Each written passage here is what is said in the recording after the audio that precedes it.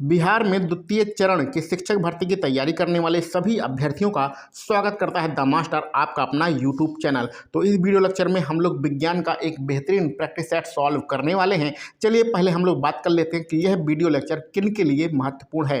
तो देखिए भैया, यदि आप लोगों ने 6 से 8 में गणित और विज्ञान इस विषय का चुनाव किया है तो आपको पता है आपको जो सब्जेक्ट का पेपर होगा 80 नंबरों का, उसमें लगभग 40 नंबरों की आपको विज्ञान मिलेगा। तो ऐसे सभी लोगों के लिए जिन्होंने 6 से 8 की शिक्षक भर्ती में गणित और विज्ञान विषय का चुनाव किया है, तो उनके लिए यह वीडियो एक रामबाण वीडियो है। और इसके अतिरिक्त यदि आप प्राइमरी का फॉर्म भरे हैं, 6 से 8 का फॉर्म भरे हैं, अथवा 9, 10 और 11, 12 का आपने फॉर्म भरा है, तो आपका जो सेकंड पेपर होगा उन सामान्य अध्ययन वाला, उसमें आपको पता है उसमें आपका विज्ञान भी एक महत्वपूर्ण सब्जेक्ट है। तो इस प्रकार से हम देखते हैं कक्षा 1 से लेकर कक्षा 12 तक किसी भी वर्ग में अगर आप लोगों ने फॉर्म भरा है तो विज्ञान उसमें जरूर पूछा जाएगा। तो इस प्रकार से हम लोग यहाँ पर अपने प्रैक्टिस सेट को स्टार्ट करते हैं और आपको पता चल गया होगा कि आपका जो विज्ञान आएगा वो किस पेपर के अंतर्गत आएगा। ये हमारा टोटल 5वें नंबर का प्रैक्टिस सेट है। इससे पहले के प्रैक्टिस सेट अगर आप लोगों ने नहीं देखे हैं तो उसका जो लिंक है वो डिस्क्रिप्शन बॉक्स में दिया गया है, वहाँ से जाकर देख सकते हैं। तो और हाँ, ये आगे के जो हमारे प्रश्न हैं ये गणित के प्रश्न हैं, तो इनके लिए परेशान होने की कोई आवश्यकता नहीं है। इसकी वीडियो अलग से बनाई गई है, तो वो सारी वीडियो भी आप लोग जाकर देख सकते हैं। चलिए हम लोग आगे बढ़ते हैं अपने 41 नंबर के प्रश्न पर, जहाँ से आपका विज्ञान स्टार्ट हो रहा है। तो ये देखिए आपका यहाँ से आपका पहला प्रश्न स्टार्ट हो रहा है। तो पहला प्रश्न हम लोग फटाफट सॉल्व करने की कोशिश करते हैं। तो पहले हाँ, एक काम आपको करना है, यहाँ पर एक बात ध्यान दीजिएगा। टोटल आपके पास 40 प्रश्न है। आप एक कॉपी और पेन लेकर बैठिए, उसमें 41, 42, 43 इस प्रकार से नंबर लिख लीजिए। जो भी प्रश्न आपके सामने आता है फटाफट उसका जो विकल्प आपको सही लगे वो आप बताने की कोशिश करिए। और फिर जब हम इसका आंसर बताएं तो अगर सही होता है आपका, आपने जो बताया था, तो उसके आगे सही, और गलत होता है तो उसके आगे गलत का निशान लगाते चलिए। इससे ये होगा कि टोटल 40 नंबरों में आपके कितने प्रश्न सही हो रहे हैं ये आपको पता चल जाएगा। और आप डिटेल में लूसेंट, अरिहंत या परीक्षा वाणी जिस भी किताब से पढ़ रहे हैं वहां से पढ़ते रहिए। यहाँ पर सिर्फ आपको प्रैक्टिस सेट देना है। जिस प्रकार से आप परीक्षा कक्ष में बैठकर अपने प्रश्नों को सॉल्व करते हैं उसी प्रकार से यहाँ पर आपको प्रश्नों को सॉल्व करना है। तो पहला प्रश्न हमारे सामने है जिसमें लिखा गया है कि न्यूटन जो है वो किसका एसआई मात्रक होता है। तो सबको पता है, आसान सा प्रश्न है। न्यूटन बल का होता है और जो भार होता है, वजन होता है, उसका हमारा एसआई मात्रक होता है। इसमें इस प्रश्न में कोई दम नहीं था। आगे बढ़ते हैं अगले प्रश्न पर। 800 किलोग्राम की एक कार है। 5 मीटर प्रति सेकंड से 10 मीटर प्रति सेकंड का जब वेग बढ़ जाता है तो उस पर किए गए कार्य की हमें गणना करना है। तो इसमें एक छोटा सा फार्मूला लगाना है। चलिए इस फार्मूले को हम लोग पुट करते हैं। तो W बराबर होता है, किया गया कार्य बराबर होता है 1/2 और m v स्क्वायर। लेकिन जब दो आपके वेग दिए होते हैं तो ये आपका v स्क्वायर है, अंतिम वेग के वर्ग में से पहले वाले वेग का वर्ग घटाते हैं। और यहाँ पर 1/2 m है, यानी m यानी किलोग्राम को आधा कर देंगे। तो चलिए इसको सॉल्व कर लेते हैं। तो 1/2 m था, यानी 800 का आधा हो जाएगा, तो यहाँ बचेगा आपका 400। और पहले अंतिम वेग है 10, इसका वर्ग करेंगे आएगा 100। प्रारंभिक वेग है 5, इसका वर्ग करेंगे 25। 100 में से 25 घटाएंगे तो आ जाएगा आपका 75। तो अब इसका जब 75 का 3 में गुणा करेंगे तो आपका आंसर आएगा 30,000। तो 30,000 ये आपका जूल आंसर आएगा। लेकिन जो आंसर दिया गया है वो किलो जूल में दिया गया है। तो 30,000 जूल को अगर किलो जूल में कन्वर्ट करेंगे तो 1000 का भाग होगा। तो यहाँ पर आपका पहला वाला विकल्प सही रहेगा, 30 किलो जूल। ठीक है, चलो आगे बढ़ते हैं 43 नंबर के प्रश्न पर। इसमें भी एक न्यूमेरिकल है, इसको सॉल्व करना है। यदि ऊपर फेंकी गई एक वस्तु का प्रारंभिक वेग कितना है, 4 मीटर प्रति सेकंड है, तो उसे अपने प्रारंभिक बिंदु तक पहुंचने में कितना समय लगेगा।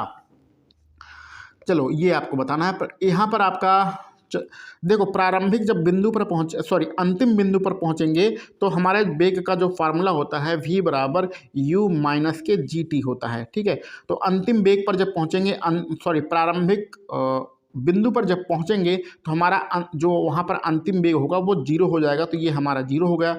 u का मान दिया गया है 14, g का मान होता है 9.8। इसको इस तरफ ले आएंगे, 14 में आप 9.8 का भाग कर लीजिएगा तो आपका जो आंसर आएगा 1.43 सेकेंड के लगभग में आपका आंसर आएगा, यानी विकल्प सी आपका सही रहेगा। सॉल्व आप लोग कर लीजिएगा। आगे बढ़ते हैं। ऊनी कपड़े शरीर को जाड़ों में गर्म रखते हैं। तो सर्दी का मौसम चल ही रहा है। इस प्रश्न का आंसर आप सभी लोग देख सकते हैं कि जो ऊन होता है वो ऊष्मा का कुचालक होता है। हमारे शरीर से जो ऊष्मा होती है उसको बाहर नहीं जाने देता है, इसलिए हमें गर्मी का एहसास होता है। आगे बढ़ते हैं। गति के जो 3 नियम हैं वो किसने दिए थे? तो बच्चों वाला प्रश्न है, ये न्यूटन ने दिया था। आगे बढ़ो, जो प्रश्न आसान है उसमें फटाफट हम लोग आगे बढ़ेंगे।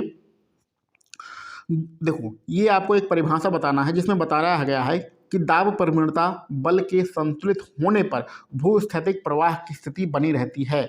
तो ये है कॉरियोलिस बल, ठीक है। तो कॉरियोलिस बल द्वारा दाब प्रवणता बल के संतुलित होने पर भूस्थैतिक प्रवाह की स्थिति बनी रहती है। कॉरियोलिस जो बल होता है वो पृथ्वी के घूर्णन के कारण उत्पन्न होता है और यह बल एक आभासी बल होता है। तो विकल्प से यहाँ पर सही रहेगा। निम्न में से कौन सा विद्युत आवेश का सुचालक है? तो क्या सही होगा भैया? विद्युत आवेश का जो सुचालक है वो यहाँ पर विकल्प सी आपका तांबा सही रहेगा।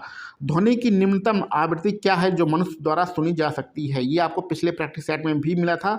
सबसे न्यूनतम 20 हर्ट्ज से लेके 20,000 हर्ट्ज तक मनुष्य सुन सकता है। तो आपका विकल्प डी यहाँ पर सही रहेगा।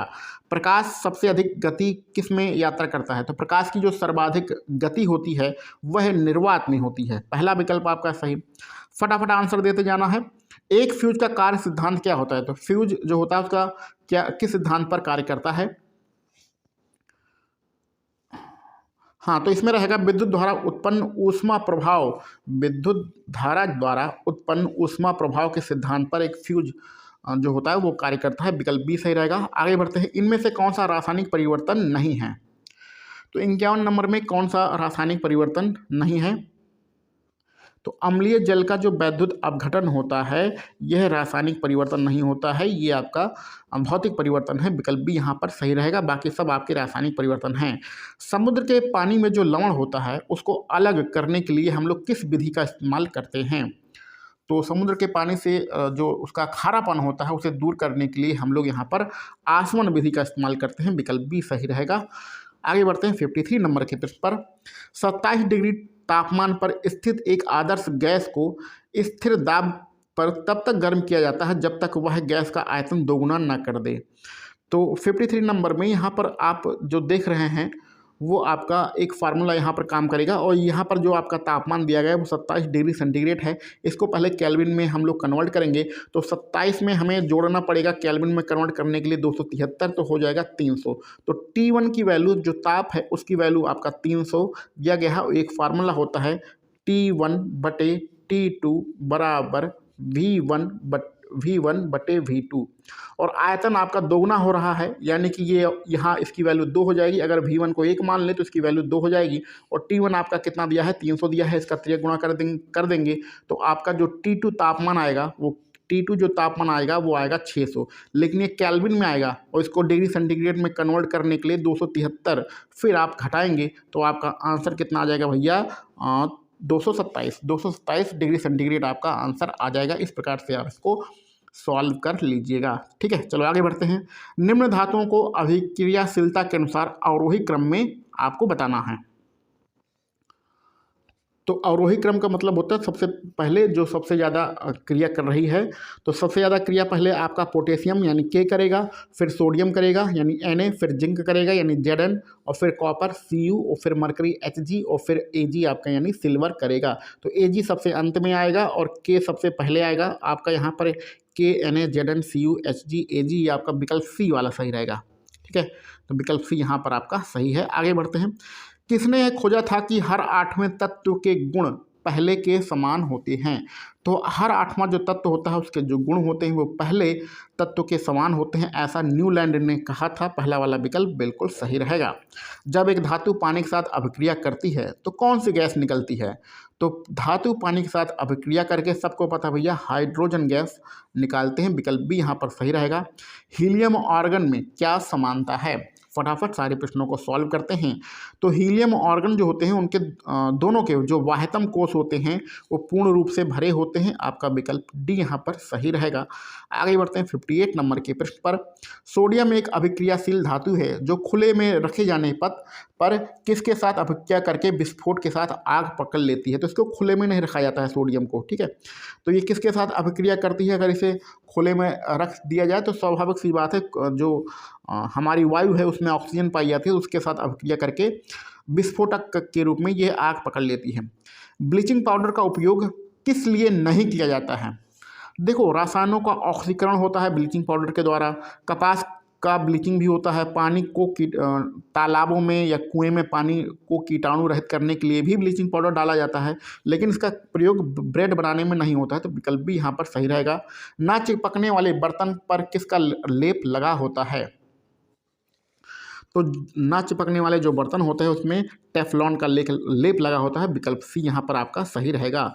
61 नंबर के प्रश्न में एक वयस्क मनुष्य के मुंह में केवल कितने जो दांत होते हैं वो कृतंत दांत, कितने कृतंत दांत होते हैं?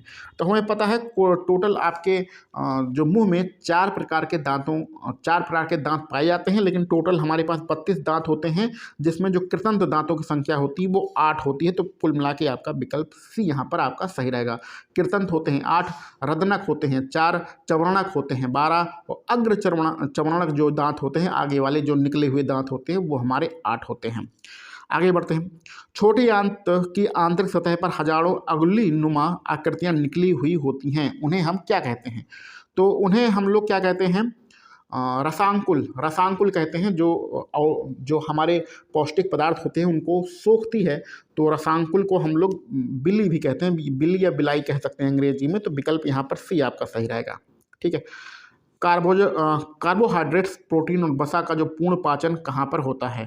तो आसान प्रश्न है, ये पहले भी पेपर में आ चुका है, अभी आपने इसके बारे में ऊपर पढ़ा। तो ये आपका छोटी आंत में होता है, विकल्प सी यहाँ पर सही रहेगा। आगे बढ़ाना है। उच्च दाब और निम्न दाब मनुष्य के शरीर में कितना होता है? आसान है, 120 और 80 होता है। कहाँ पर है? विकल्प डी आपका सही रहेगा। High blood pressure, low blood pressure की यहाँ पर बात हो रही है। मानव रक्त का प्रकुंचन दाब कितना होता है? तो प्रकुंचन मतलब हाई ब्लड प्रेशर कह लीजिए, तो ये होता है 120, विकल्प डी। दोनों प्रश्न एक दूसरे से मिलते जुलते हैं। जो ब्लड होता है उसकी पीएच वैल्यू कितनी होती है? तो ब्लड की जो पीएच वैल्यू होती है वो हमारी कितनी होती है? यहाँ पर आपका क्या सही होगा? 66 नंबर में आपका, गलती मत करिएगा, 7.4 यहाँ पर आपका सही रहेगा। आगे बढ़ते हैं। टिटनेस एक बीमारी होती है जो कि तंत्रिका तंत्र से उत्पन्न होती है। यह बीमारी किसके कारण होती है? तो ये जो तंत्रिका तंत्र की बीमारियां होती हैं, टिटनेस वाली जो बीमारी होती है वो जीवाणुओं के द्वारा उत्पन्न होती है। तो आपका यहाँ पर विकल्प भी सही रहेगा। टिटनेस एक जीवाणु जनित बीमारी होती है। आगे बढ़ते हैं। हड्डी की कोशिकाएं एक कठोर मैट्रिक्स में सन्निहित होती हैं, यह किसकी बनी होती हैं? तो हड्डी की जो कोशिकाएं होती हैं वो भैया आपकी बनी होती हैं किसका? एक मिनट। कैल्शियम और फास्फोरस, विकल्प भी यहाँ पर सही रहेगा, कैल्शियम और फास्फोरस। आगे बढ़ते हैं। किस हार्मोन की कमी कारण मधुमेह रोग होता है? सबको पता है जो आपका मधुमेह में यानी डायबिटीज़ जो रोग होता है वो इंसुलिन की कमी के कारण होता है। आसान प्रश्न है। 70 नंबर के प्रश्न में लिखा है, मछली से प्राप्त जो कॉड लीवर होता है उसमें किस विटामिन की अधिकता होती है? तो इसमें विटामिन डी प्रचुर मात्रा में पाया जाता है, विकल्प सी आपका सही रहेगा। इनमें से कौन सा यौन संचारित रोग विषाणु जनित होता है? तो कौन सा रोग होता है? यौन संचारित रोग विषाणु जनित जो रोग है आपकी इस विकल्प में वो है मस्सा, पहला वाला विकल्प। जो आपके चेहरे पे मस्से निकल आती हैं या शरीर में कहीं भी हो सकता है मस्सा, तो ये होता है आपका विषाणु जनित रोग, पहला वाला विकल्प यहाँ पर सही रहेगा। एंजियोप्लास्टी में किस रोग का उपचार किया जाता है? तो एंजियोप्लास्टी में हम लोग भैया क्या करते हैं? आपका हृदय रोग का यहाँ पर उपचार करते हैं, विकल्प कौन सा? बी है, बी विकल्प आपका सही रहेगा। विज्ञान की वह शाखा कौन सी है जो पृथ्वी से परे मौजूद जीवन की संभावनाओं का तलाश करती है? यानी पृथ्वी के बाहर कहीं भी जीवन की पाए जाते हैं, इनके बारे में जो अध्ययन किया जाता है वो एक्सोबायोलॉजी के अंतर्गत किया जाता है। आपका यहाँ पर विकल्प भी सही रहेगा। ठीक है। मेंडल ने अपने जो प्रयोग किए थे वो किस पौधे पर किए थे? तो सबको पता है, हाई स्कूल की किताब में आपने पढ़ा होगा, मटर पर किए थे। अगले बढ़ते हैं। मछलियों में रक्त परिसंचरण के संबंध में कौन सा कथन जो है गलत है, इसके बारे में बताना। ये 4 कथन आप लोग देख लीजिए, इनमें से कौन सा कथन गलत है इसके बारे में हमें बताना है। देखो यहाँ पर सी वाला ध्यान से देखो, 2 कक्षीय हृदय में दोहरा परिसंचरण होता है, ये गलत लिखा है। जो मछलियाँ होती हैं उनके 2 कक्षीय हृदय तो होते ही हैं, लेकिन उसमें एकल परिसंचरण होता है। ठीक है, तो विकल्प सी हमारा यहाँ पर गलत है। पक्सिनिया ग्रैमिनिस कवक से कौन सी बीमारी होती है? तो इससे जो हमारी बीमारी होगी वो गेहूं के जो पौधे होते हैं उसमें ब्लैक रस्ट हो जाता है। तो ये विकल्प डी यहाँ पर आपका सही रहेगा। आगे बढ़ते हैं, ब्रायोफाइटा निम्नलिखित में से किस वनस्पति से संबंधित है? तो ब्रायोफाइटा का जो संबंध है वो मार्केंसिया जो है वनस्पति से है। विकल्प सी यहाँ पर आपका सही रहेगा। एक आपको रासायनिक नाम दिया है, इसका भारतीय नाम क्या है ये आपको बताना है, और रासायनिक नाम है एब्लिका ऑफिसिनेलिस। तो एब्लिका ऑफिसिनेलिस हम लोग आंवले को कहते हैं, ठीक है। तो पहला विकल्प आपका सही रहेगा। यहाँ पर हिंट भी दिया है, च्यवनप्राश किससे बनाया जाता है? च्यवनप्राश आंवले से ही बनाया जाता है। तो इससे भी आप आंसर दे सकते हैं। 79 नंबर में लिखा है, पादप वहन तंत्र द्वारा पत्तियों और जड़ों के किन उत्पादों का परिवहन किया जाता है? पत्तियों जड़ों से किन उत्पादों का परिवहन किया जाता है? तो पत्तियां और जो जड़ होते हैं उनसे हम ऊर्जा भंडार और अपरिकृत जो पदार्थ होते हैं उनका हम लोग परिवहन करते हैं। तो आपका विकल्प सी आपका यहाँ पर सही रहेगा। और आज का हमारा आखिरी जो प्रश्न है, गार्ड कोशिकाएं किस प्रक्रिया में शामिल होती हैं? तो ये होती हैं गार्ड कोशिकाएं जो पौधों में पाई जाती हैं वो आपके वाष्पोत्सर्जन में शामिल होती हैं। विकल्प ए यहाँ पर आपका सही रहेगा। तो इस प्रकार हम लोगों ने विज्ञान में टोटल 40 प्रश्नों को सॉल्व किया है। इनमें से आपके कितने प्रश्न सही हो रहे हैं उसको कमेंट बॉक्स में जरूर बताइएगा। और हाँ, यहाँ पर आपसे एक चर्चा अगर हम करना चाहें तो भैया घबराने की कोई आवश्यकता नहीं है। किसी भी बच्चे का सिलेबस खत्म नहीं हुआ है, आपका भी सिलेबस नहीं खत्म हुआ है। जो अब बचे हुए दिन हैं उनमें आप जो भी पढ़ सकते हैं, इंपॉर्टेंट है उसको पढ़ने की कोशिश करिए और पेपर देने जाइए। खुश रहिए, मजे में पेपर दीजिए, कोई यहाँ पर दिक्कत की बात नहीं है। तो चलिए मिलते हैं अगले वीडियो लेक्चर में। आप सभी लोगों को वीडियो देखने के लिए बहुत बहुत धन्यवाद।